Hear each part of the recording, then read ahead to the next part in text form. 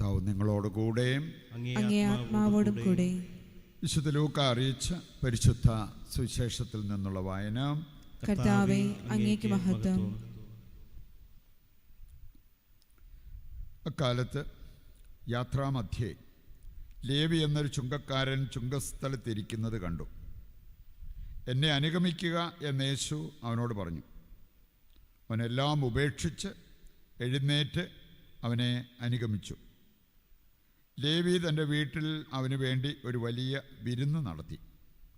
ചുങ്കക്കാരുടെയും മറ്റുള്ളവരുടെയും വലിയ ഒരു ഗണം അവരോടൊപ്പം ഭക്ഷണത്തിനിരുന്നു. ഫരിസേയരും നിയമജ്ഞരും പെറുപെറുപ്പോടെ അവൻ്റെ ശിഷ്യന്മാരോട് പറഞ്ഞു, നിങ്ങൾ ചുങ്കക്കാരോടും പാപികളോടുമൊത്ത് തിന്നുകയും കുടിക്കുകയും ചെയ്യുന്നതെന്ത്? യേശു അവരോട് പറഞ്ഞു, ആരോഗ്യമുള്ളവർക്കല്ല, രോഗികൾക്കാണ് വൈദ്യനെ കൊണ്ട് ആവശ്യം. ഞാൻ വന്നിരിക്കുന്നത് നീതിമാന്മാരെ വിളിക്കാനല്ല, പാപികളെ പശ്ചാത്താപത്തിലേക്ക് ക്ഷണിക്കാനാണ്. കർത്താവിൻ്റെ സുവിശേഷം. ക്രിസ്തുവേ, അങ്ങേക്ക് സ്തുതി.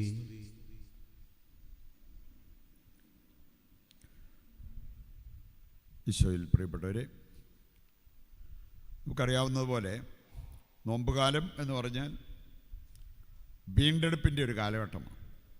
വീണ്ടെടുപ്പ്, നമുക്ക് എന്തെങ്കിലുമൊക്കെ നഷ്ടമായെങ്കിൽ വീണ്ടെടുക്കാൻ പറ്റും. നമ്മുടെ പാപത്തിലൂടെ നമുക്ക് നഷ്ടമായത് ദൈവത്തിൻ്റെ കരുണയിലൂടെ വീണ്ടെടുക്കാൻ പറ്റും. അതിനാവശ്യമായ ഒരു കാര്യമാണ് ഇന്നത്തെ ആദ്യ വായനയിൽ നമ്മൾ കേട്ടത്. നോമ്പുകാലം അർത്ഥവത്തായിട്ട് അത് ആചരിക്കാൻ നമ്മെ സഹായിക്കുന്ന ഒരു അധ്യായമാണ് യെശയ്യാ 58. യഥാർത്ഥ ഉപവാസം എന്ന തലക്കെട്ടിൽ അവിടെ പറയപ്പെട്ടിരിക്കുന്ന കാര്യങ്ങൾ, അതിൽ ഒരു ഭാഗമാണ് നമ്മൾ ഇന്ന് ആദ്യ വായനയിൽ വായിച്ചു കേട്ടത്. ഞാൻ അവിടെ പറഞ്ഞിരിക്കുകയാണ് 2 കാര്യങ്ങൾ, നോമ്പുകാലത്ത് നമ്മുടെ ശ്രദ്ധ കേന്ദ്രീകരിക്കേണ്ട 2 കാര്യങ്ങൾ. പാപം ഉപേക്ഷിക്കാനുള്ള നമ്മുടെ തീരുമാനം. പാപത്തിൻ്റെ ആ നൈമിഷിക സുഖം, താൽക്കാലികമായ നേട്ടം, അത് വേണ്ടാന്ന് വെച്ചിട്ട് നിലനിൽക്കുന്ന ദൈവം വാഗ്ദാനം ചെയ്ത സമാധാനം, സന്തോഷം, അത് നമ്മൾ ഏറ്റെടുക്കണം. യോഹന്നാൻ 14:27 പറയപ്പെട്ടിരിക്കുന്ന ഒരു കാര്യമാണ്, ഞാൻ തരുന്നത് ലോകത്തിന് തരാൻ പറ്റില്ല. ലോകത്തിന് പലതും തരാൻ പറ്റും, മറ്റുള്ളവർക്ക് പലതും തരാൻ പറ്റും, പക്ഷെ ദൈവം തരുന്നത് പോലെ ആയിരിക്കില്ല. ഞാൻ തരുന്ന സമാധാനം അത് നിലനിൽക്കും, ലോകം തരുന്നത് നിലനിൽക്കത്തില്ല. ഞാൻ തരുന്ന അപ്പം നിങ്ങൾക്ക് നിത്യജീവൻ നൽകും, ലോകം തരുന്ന അപ്പം നിങ്ങളുടെ വിശപ്പടക്കിയേക്കാം, നിത്യജീവനൊന്നും തരത്തില്ല. അപ്പം അങ്ങനെയുള്ള വ്യത്യാസങ്ങൾ പഠിപ്പിച്ച യേശുവിനെയും നമുക്ക് കാണാൻ പറ്റും. ഇനി രണ്ടാമത്തെ ഒരു കാര്യം, നമ്മുടെ ശ്രദ്ധ കേന്ദ്രീകരിക്കേണ്ടത് പുണ്യങ്ങൾ അഭ്യസിക്കുക. നമുക്കറിയാമല്ലോ, ദാനധർമ്മം, പുണ്യപ്രവർത്തികൾ, ഇതൊക്കെയാണ് ഇന്നലകളിലെ പാപത്തിന് ഇന്ന് പരിഹാരമായിട്ട് കർത്താവ് സ്വീകരിക്കുന്നത്. പ്രഭാഷകൻ 3:30 വായിച്ചാൽ, വെള്ളം കെടുത്താൻ നമ്മൾ ഉപയോഗിക്കുന്നത് അല്ല, തീ കെടുത്താൻ ഉപയോഗിക്കുന്നത് വെള്ളമാണ്.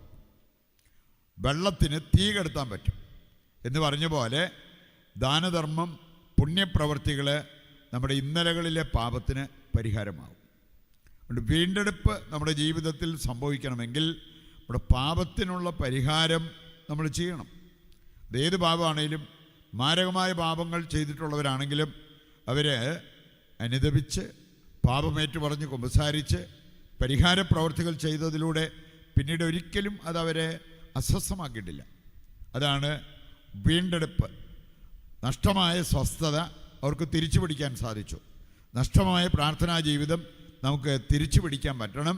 നഷ്ടമായ ജീവിത വിശുദ്ധി വീണ്ടെടുക്കാൻ നമുക്ക് സാധിക്കണം. അങ്ങനെയാണ് ഈ കാലയളവ് വീണ്ടെടുപ്പിൻ്റെ ഒരു കാലയളവാക്കി നമുക്ക് മാറ്റാൻ പറ്റുക. അതിലേക്ക് കർത്താവ് നമ്മെ ക്ഷണിക്കുന്നത് നമുക്ക് കാണാൻ പറ്റും. വേണ്ടതുപോലെ ഒരു പ്രത്യുത്തരം നമ്മൾ നൽകാൻ തയ്യാറായാൽ തീർച്ചയായിട്ടും നമുക്കും ഈ രക്ഷയുടെ വീണ്ടെടുപ്പിൻ്റെ അനുഭവമുണ്ടാകും. ഇന്നത്തെ സുവിശേഷഭാഗത്ത് നമ്മൾ കണ്ടു, ഇതുപോലെ ഒരു പോസിറ്റീവ് റെസ്പോൺസ് കൊടുത്ത ഒരു വ്യക്തി, ലേവി, ഒരു ചുങ്കക്കാരൻ. ശരിക്കും സമൂഹം അവനെ കണ്ടത് എങ്ങനെ? യഹൂദർ അവനെ കണ്ടത് എങ്ങനെയാണ് നമുക്ക് മനസ്സിലാവും. അവന് ശരിക്കും വെറുപ്പോടെ അപജ്ഞയോടെ ആണ് അവനെ കണ്ടിരുന്നത്. കാരണം അങ്ങനെയൊരു ജോലിയാണ് അവൻ ചെയ്തിരുന്നത്.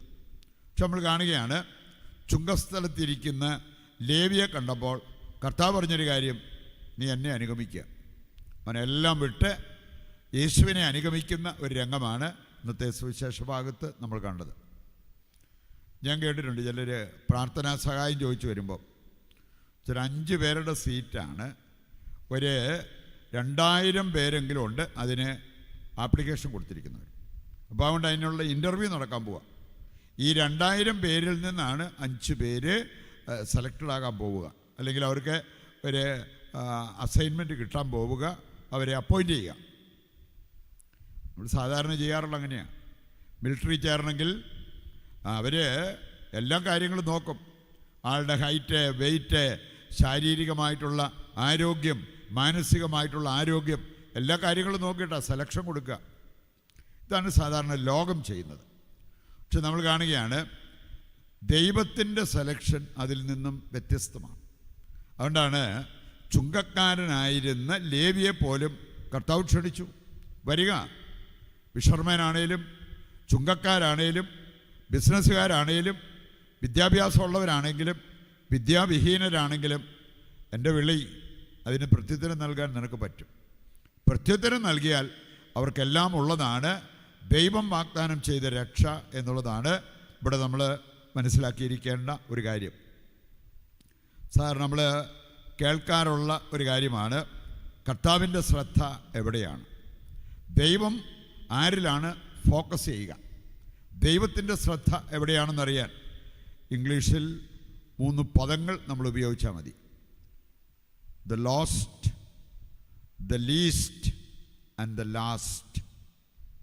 ഈ 3 ആൾക്കാരെയും വിടാതെ പിടിച്ചിരിക്കുന്ന ദ ലോസ്റ്റ്, നഷ്ടപ്പെട്ടവർ, ദ ലീസ്റ്റ്, ഏറ്റവും എളിയവരായിട്ടുള്ളവർ, ദ ലാസ്റ്റ്, ഏറ്റവും അവസാനക്കാർ. കർത്താവിൻ്റെ വചനം തന്നെ നമ്മളെ ഓർമ്മിപ്പിക്കുന്ന ഒരു കാര്യമാണ്, ഞാൻ അവസാനമാണ് എത്തിയത്, പക്ഷെ കർത്താവ് എന്നെ മുൻനിരയിലാക്കി. നമ്മുടെ കഴിവോ നമ്മുടെ ബലഹീനതയോ ഒരു പ്രശ്നമല്ലെന്ന്. ദൈവം നമ്മളെ അംഗീകരിച്ച് ദൈവം നമ്മളെ അനുഗ്രഹിച്ചു കഴിഞ്ഞാൽ അതുമൂലം നമുക്കുണ്ടാകാവുന്ന അനുഗ്രഹം വളരെ വലുതാണ്. യേശുവിനുണ്ടായിരുന്ന ഈ മനോഭാവമാണോ നമ്മൾ ഉൾക്കൊള്ളുക, അതോ പരിസേർക്കും നിയമജ്ഞർക്കും ഒക്കെ ഉണ്ടായിരുന്ന ആ മനോഭാവക്കാരാണോ നമ്മൾ? അതാണ് നമ്മൾ തിരുത്തേണ്ടത്. നമ്മളെ ഭക്ഷണകാര്യങ്ങളിൽ കുറേ ക്രമീകരണം നടത്തിയിട്ട് ഇങ്ങനെയുള്ള കാര്യങ്ങൾ ശ്രദ്ധിക്കാതിരുന്നു കഴിഞ്ഞാൽ ഈ ക്രമീകരണങ്ങൾ കൊണ്ടൊന്നും ദൈവം സംപ്രീതനാകാൻ പോകുന്നില്ല. നമ്മൾ കാണുകയാണ് പരിസേയരുടെ ആ മനോഭാവം എന്തായിരുന്നു. എന്തുകൊണ്ടാണ് നിങ്ങൾ നേരിട്ട് കർത്താവിനോട് പറയാനുള്ള ധൈര്യം ഇല്ലായിരുന്നെന്ന് തോന്നുന്നു. അതുകൊണ്ടാണ് ഈ ശിഷ്യന്മാരെ വിളിച്ചിട്ട് ഈ ന്യൂസ് അങ്ങോട്ട് എത്തിക്കോളും എന്ന് കരുതിയിട്ട് എന്തുകൊണ്ടാണ് നിങ്ങൾ ചുങ്കക്കാരുടെയും പാപികളുടെയും കൂടെ ഭക്ഷണം കഴിക്കുക?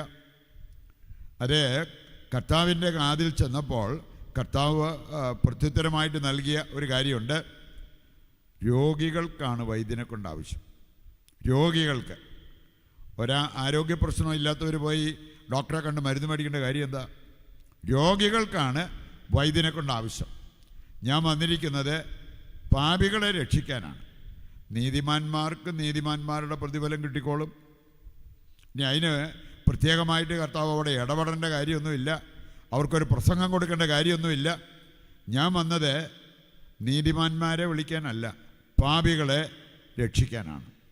ഈ ഒരു മനോഭാവമാണോ നമുക്കുള്ളത്, അതോ എങ്ങനെയെങ്കിലും ആരുടെയെങ്കിലും കുറ്റം കണ്ടുപിടിച്ച് അത് പറയാനുള്ള ആ മനോഭാവം, ഫരിസേരിൽ നമ്മൾ കണ്ട ആ മനോഭാവം, അതല്ല ഒരു ദൈവമകന് ദൈവമകൾക്ക് വേണ്ടത്. നമുക്ക് വേണ്ടത് യേശുവിൻ്റെ മനോഭാവം. അങ്ങനെയാണ് നമുക്ക് മറ്റൊരു ക്രിസ്തുവായി മാറാൻ പറ്റുക, മറ്റുള്ളവർക്ക് ഒരനുഗ്രഹമായി മാറാൻ പറ്റുക എന്നുള്ളത് നാം തിരിച്ചറിയേണ്ട ഒരു കാര്യമാണ്. ഈ തിരിച്ചറിവോടെ തിരുത്തേണ്ടത് തിരുത്തുവാനും ഏറ്റെടുക്കേണ്ടത് ഏറ്റെടുക്കുവാനും വേണ്ട കൃപയും അനുഗ്രഹവും നൽകണമെന്ന് ഈ ബലിയിൽ ദൈവത്തോട് നമുക്ക് പ്രത്യേകം പ്രാർത്ഥിക്കുകയും ചെയ്യാം.